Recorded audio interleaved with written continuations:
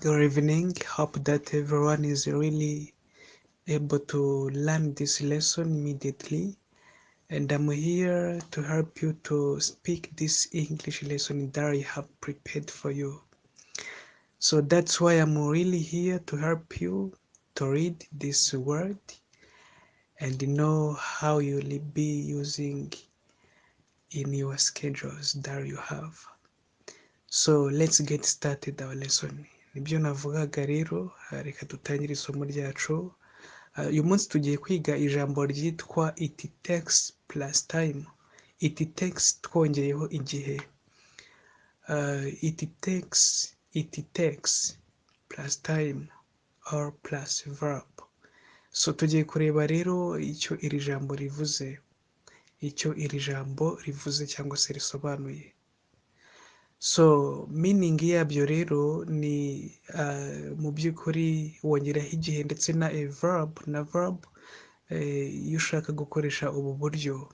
So icyo bivuze rero, here you are letting know how long it will take to do a particular thing.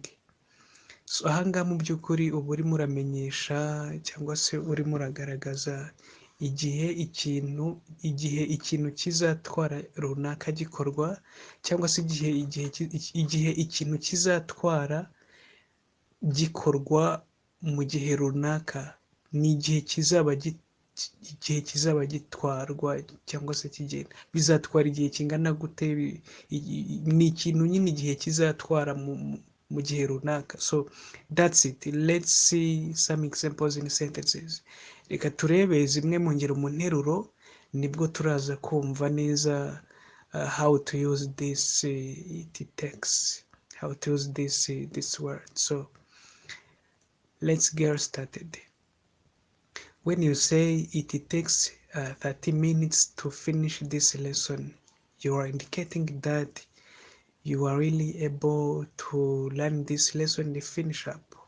So nibyo rero navugaga, iyo uvuze ngo it takes 30 minutes to finish this lesson, uvuze ngo biramfata cyangwa se bitwara iminota 30 iyo kwigira isomo rikaba rirangiye. It takes bimfata cyangwa se bintwara. It takes 30 minutes to finish this lesson. Bintwara cyangwa se bimfata iminota 30 kugira ngo mbe ndangije kwiga iri somo cyangwa se kugira ngo mbe ndangije iri somo. Interuro ya kabiri, it takes 20 minutes to get home. It takes 20 minutes to get home. Bintwara cyangwa se bimfata iminota 20 kugira ngo mbe ngeze mu rugo cyangwa se kugera mu rugo. Number 3, it takes me 1 hour to read a book. Bintwara cyangwa se bimfata bimfata isaha imwe, 1 hour ni isaha imwe. It takes me 1 hour to read a book. Bintwara cyangwa se bimfata isaha imwe gusoma igitabo. Number 4, it takes 2 hours to cook. It takes 2 hours to cook. Bifata amasaha 2 guteka. Bitwara amasaha 2 guteka. Wenda ni nk'abantu uri kubwira gahunda zawe z'ibyo ukora, ukavuga uti bitwara amasaha 2 guteka kugira ngo nteke. Cyangwa se it takes me 2 hours to cook. Bintwara amasaha 2 yo guteka cyangwa se guteka bintwara amasaha 2. Number 5, it takes us 20 minutes to have bath. Bidutwara cyangwa se bidufata iminota 25 gukaraba. Wenda buri gitondo murabyuka mukajya mu kazi, mukabona ko bibatwara iminota 25, 20 minutes.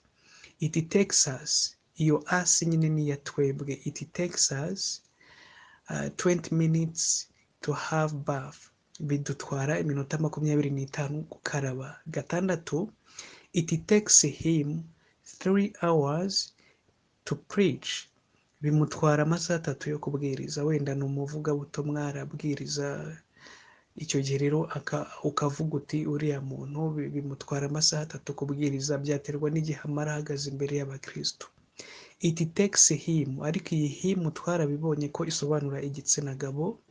Aba ari ku gitsina gore twavuga it takes her. It takes her or her. It takes him 3 hours to preach. Bimutwara amasaha 3 kubwiriza. Number 7. It takes 2 minutes to finish my introduction. It takes 2 minutes to finish my introduction. Introduction ni amagambo uvuga mbere, wenda mbere y'ikindi kiganiro cyangwa se mbere y'akazi. Wenda uri muri introduction, uri kubwira abakozi ibyo bari bukore mu gitondo, cyangwa se ugeze mu kazi uri kubasobanurira uko bari bukore akazi, uri kubapangira uko umunsi uri bugende. Mbere y'uko batangira akazi rero bagomba kumva iyo introduction. Iyo rero niyo twita introduction, ikiganiro ugirana n'abantu mbere y'uko wenda runaka. It takes 2 minutes to finish my introduction. Wenda buri mu gitondo mbere y'uko ujya mu biro ubanza kunyura mu bakozi ukababwira ibyo bakora. Iyo ngiyo ni introduction. Number 8. It takes them 3 years to buy a house cyangwa se a car. Byaterwa n'icyo ushaka kuvuga hano. It takes them 3 years to buy a house or to buy a car. Bibatwara, them nibo nyine twarabyize, bibatwara imyaka 3 kugira ngo babe babashije kugura inzu cyangwa se imodoka. Ndetse ushobora gushyiraho n'ibindi bitandukanye wenda waba wifuza kuvuga cyangwa se kubwira abo bantu. It takes them 3 years to buy a house or a car or a bicycle. Nabyo byashoboka. Number 9. It takes you 5 months to build a house. It takes you 5 months to build a house. Bigutwara amezi 5 kubaka inzu. Wenda uri rwiyemezamirimo, igihe cyose wubaka inzu ukazirangiza mu mezi 5, umuntu akakubaza ati sura ya muntu yubaka inzu mu gihe kingana gute, ugahita umubwira uti it takes him 5 months to build a house. Number 10. It takes me 2 hours to get drunk. It takes me 2 hours to get drunk. Bintwara amasaha 2 kuba maze gusinda. To get drunk. Umaze kumva ko hari ikigeze mu mutwe, ibintu byakomeye cyane rwose, uri kureba imirari. Icyo gihe rero ushobora kubwira umuntu uti after 2 hours I get drunk. Nyuma y'amasaha 2 mu by'ukuri mba nabaye umusinzi, mba nasinze, mba narinyweye rikanyinjira. It takes me 2 hours to get drunk. Bintwara amasaha 2 gusinda. Number 11. It takes me 1 hour from home to job. It takes me 1 hour from home to job.